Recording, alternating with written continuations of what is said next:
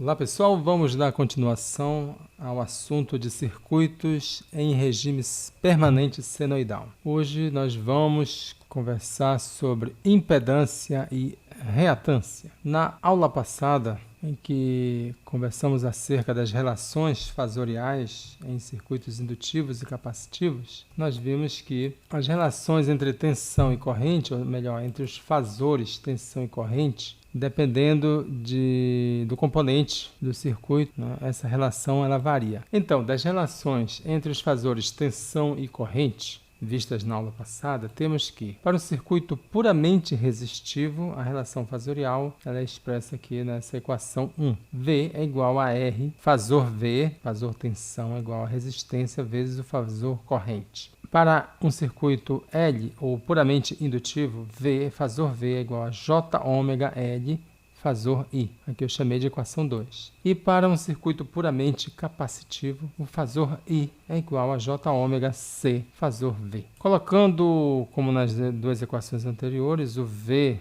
no primeiro membro, vamos ter que V, fasor V, é igual a 1 sobre J ômega C I. Esta é a equação 3. Nós observamos que a relação entre V e I, elas têm um termo, sempre tem um termo aqui em questão. Por exemplo, da equação 1, a relação entre V e I é a resistência. Aqui, com certeza, nos lembramos da lei de Ohm, né? Em que V é igual a RI, lei de Ohm. Mas interessante que também nos outros casos, as relações entre tensão e corrente, para o circuito indutivo e capacitivo, também ele é semelhante à lei de Ohm. Da equação 2, temos que a relação entre o fasor V e o fasor corrente é J ômega L. Da equação 3, temos que a relação entre V e I é 1 sobre J ômega C. Daquela propriedade, não é? Que se o J está no denominador e colocamos ele para o numerador, o J passa a ser menos J. Temos que fasor V dividido pelo fasor I é igual a menos J dividido por ômega C. Portanto, nós temos esses três termos aqui para cada caso, né? Temos um termo que relaciona a tensão e a corrente. Temos, no primeiro caso, R para o circuito resistivo. Para o circuito indutivo, temos J ômega L. E para o circuito capacitivo, temos menos J dividido por ômega C. Esses três termos vão receber uma denominação que vamos chamar de impedância. Impedância Z é a relação entre o fasor tensão e o fasor corrente. A impedância ela tem o mesmo efeito que a resistência para o caso de um circuito puramente resistivo, que é o de impedir ou de limitar a passagem de corrente. Então, a impedância ela tem um efeito no circuito de limitar a intensidade de corrente. A impedância Z ela não é um fasor, mas ela é um número complexo. Ela relaciona dois fasores, tá? Os fasores tensão e corrente. Como é um número complexo, podemos representar a impedância por um módulo e uma fase, no formato que nós denominamos de polar. Então, Z é igual ao módulo de Z e uma fase θ graus. Daqui a pouquinho eu vou mostrar que podemos representar no formato retangular também. Então, como Z, que é a impedância, é uma relação entre V e I, né? E V representamos o fasor V pelo Vm fase φ e o fasor I por Im fase beta, temos que a relação, né, dividindo um pelo outro, temos que Z é igual a Vm fase φ dividido por Im fase beta. Da propriedade que aprendemos em números complexos, quando nós dividimos os dois números complexos, o que nós fazemos? Dividimos os módulos ou as amplitudes aqui, Vm e Im, e a fase nós subtraímos a fase que está no numerador pela fase que está no denominador. Então, Vm dividido por Im, né, dividimos aqui, fazemos a divisão ou obtemos o quociente entre os módulos e a fase nós subtraímos uma de outra. Portanto, Z pode ser representado dessa forma. Z é igual a Vm dividido por Im fase θ. Essa fase θ é dada por φ menos beta. Conforme já mencionado, nós estamos utilizando a fase φ para a tensão e a fase beta para a corrente. Certo? Vamos à frente. Portanto, esta fórmula aqui ela é a lei de Ohm para fasores. Fasor V é igual a Z vezes o fasor I. Z, a impedância, pode ser escrita de três formas, três representações. Podemos escrever na forma polar, onde temos o módulo e a fase. Temos a representação na forma exponencial, onde temos o módulo e a fase, só que uma exponencial é J θ. E temos o formato retangular, Z é igual a R mais JX. Então temos a parte real, que é a parte justamente resistiva, mais o X chamamos de reatância. Então daqui que vem o termo reatância. Reatância é a parte imaginária da impedância. Então a impedância ela é dividida em duas partes. Então a impedância tem a parte real, que é o resistor, ou a resistência, e a parte imaginária, que é representada pelo X, que nós chamamos essa parte de reatância, que é a parte imaginária que está do lado do J. Correto? Muito bem. Quando nós temos a impedância no formato retangular, nós podemos transformar no formato polar. Para isso, precisamos saber o módulo e a fase.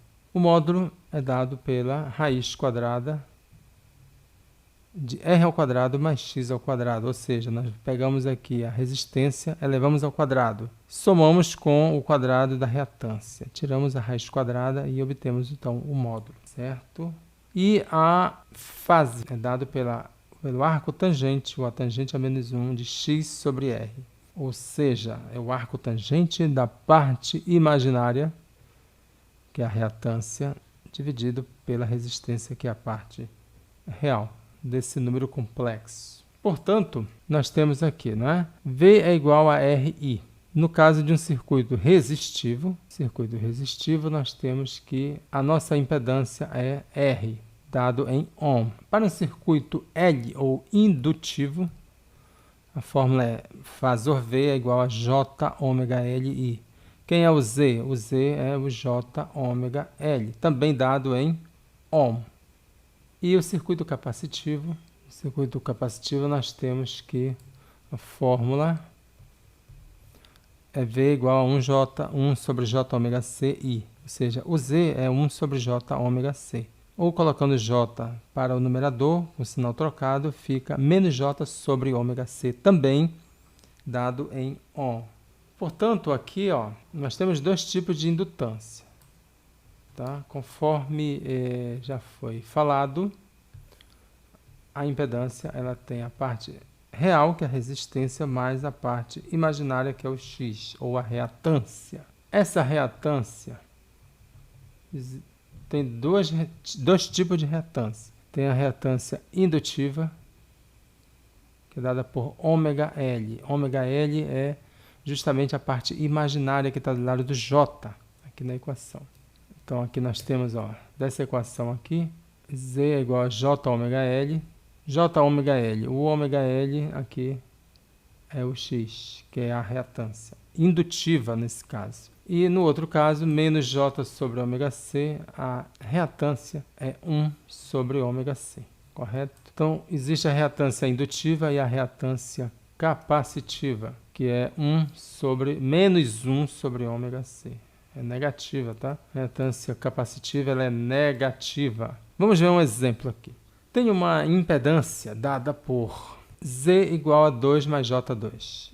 Transforme isso para a forma polar. Para transformar para a forma polar, eu vou precisar de quê? Do módulo e da fase. Então, eu tenho aqui Z é igual ao módulo Z e a fase Z, θ.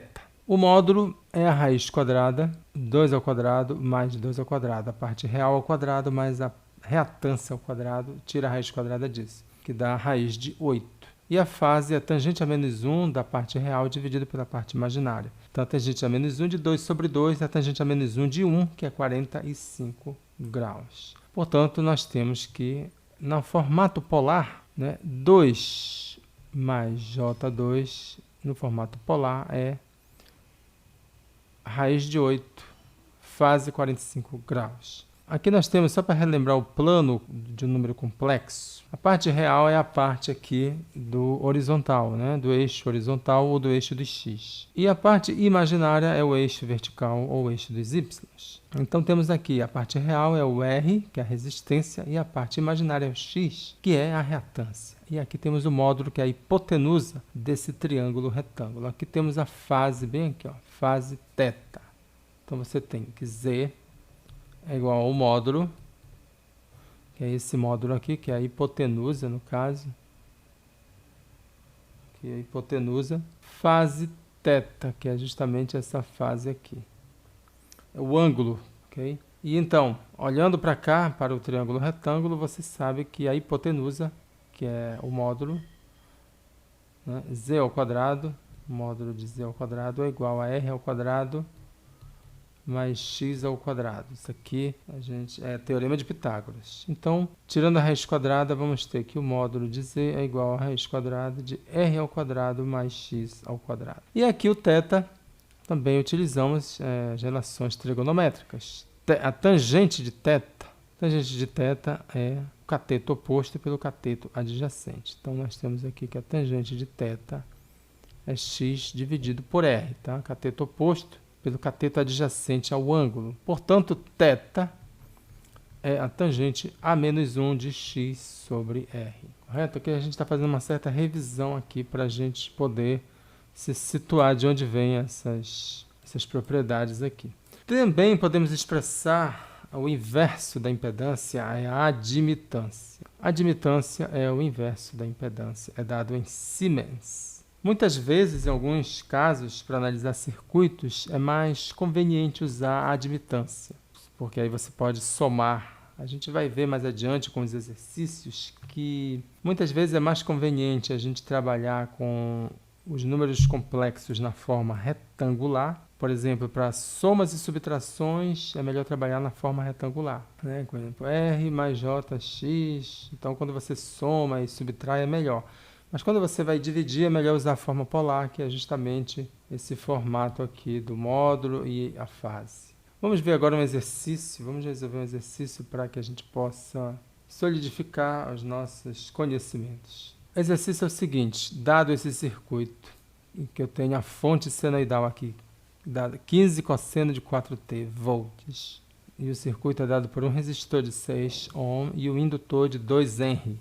Eu quero obter esse VL de T bem aqui, a tensão em cima desse indutor e essa corrente que passa nesse circuito. Como resolver esse circuito?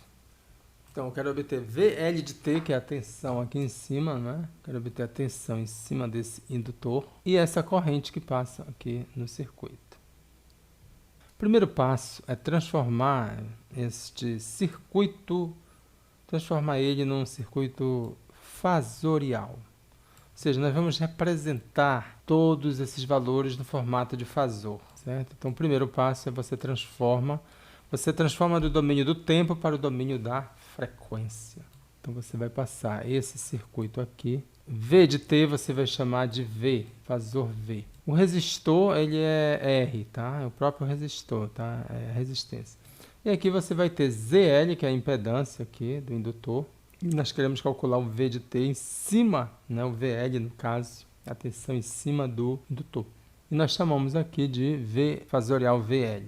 Então esse é o primeiro passo. Então, fazendo a transformação para fasores, vamos ver quem é o R e quem é o ZL. Bem, o R, gente, é a própria resistência. Lembrando-nos a vocês que o Z ele tem uma parte real e uma parte imaginária. Então, quando essa parte real é o resistor, tá? É a resistência.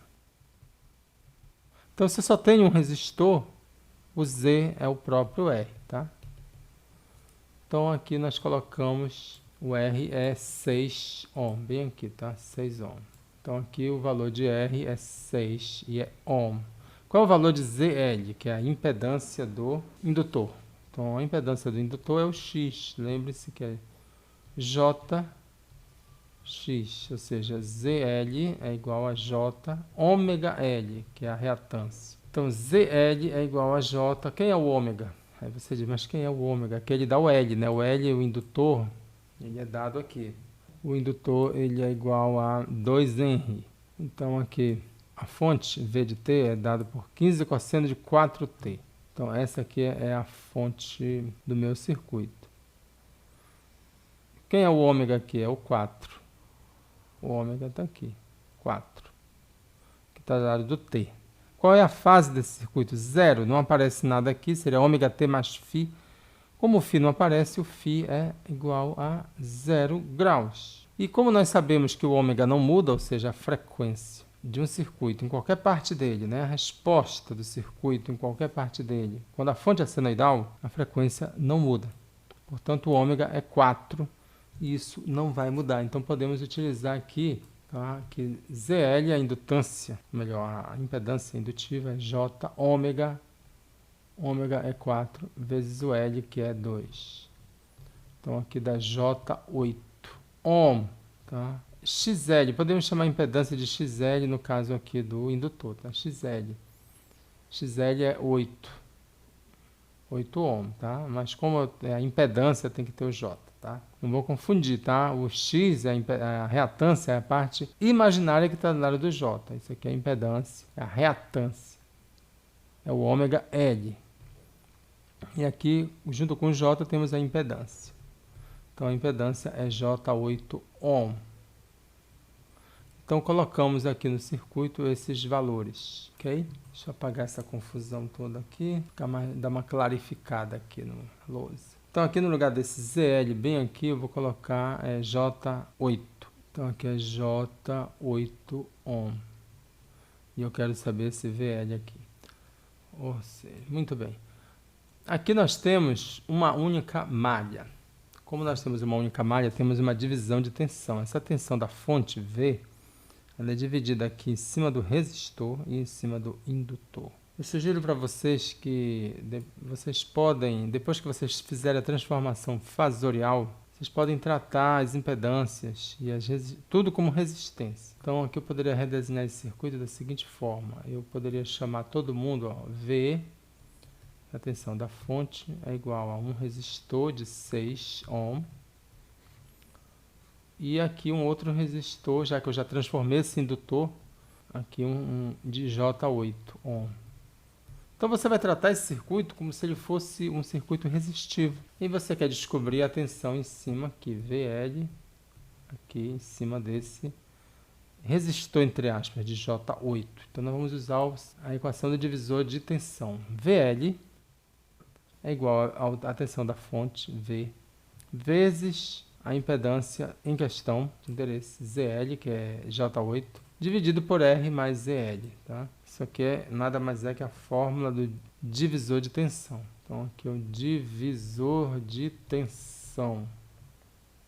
Tensão da fonte vezes a resistência ou impedância de interesse, dividido pela soma das resistências ou impedâncias. Então, aqui nós temos o seguinte, VL, que é o que nós estamos tratando, é igual a V. Qual é o fasor V?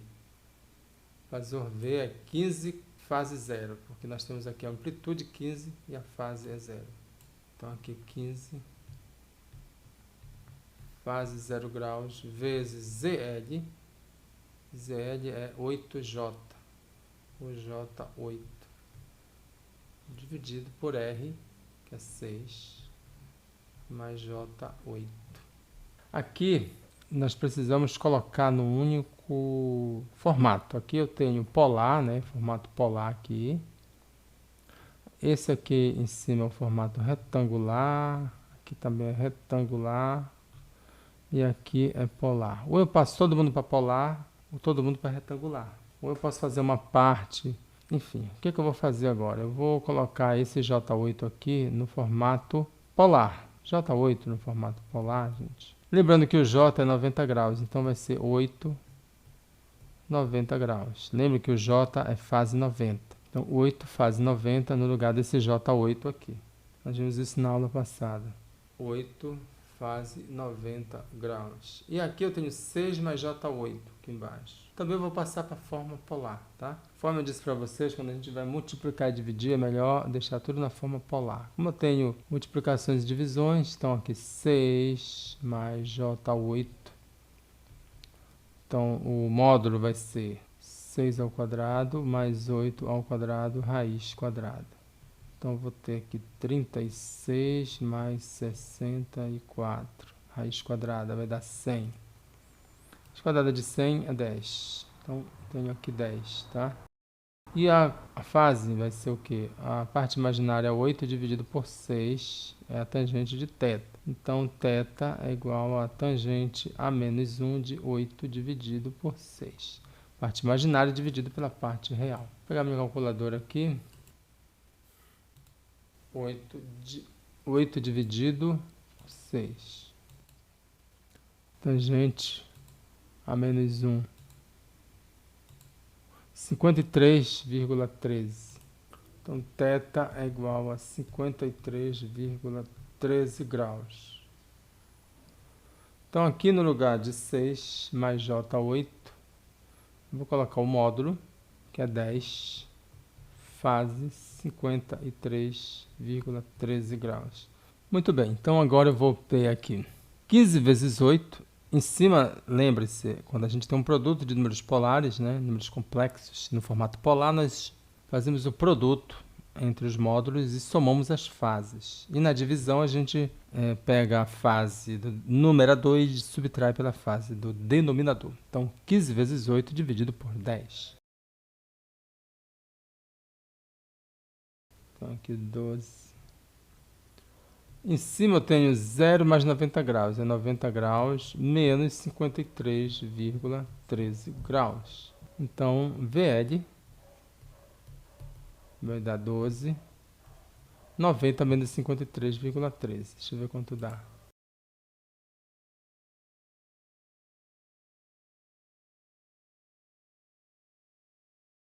27 graus, muito bem. Deixa eu apagar agora aqui para dar uma limpada aqui na tela. Limpada na lousa. Então nós temos, gente, aqui VL. Aqui temos esse valor. Vamos transformar para o domínio do tempo agora. Então temos que VL de t é igual. Temos a amplitude 12. Sabemos que é um cosseno de ômega, que é 4. Ômega t mais 36,87 graus volts. Então vejam que nós pegamos aqui a amplitude 12 e colocamos aqui.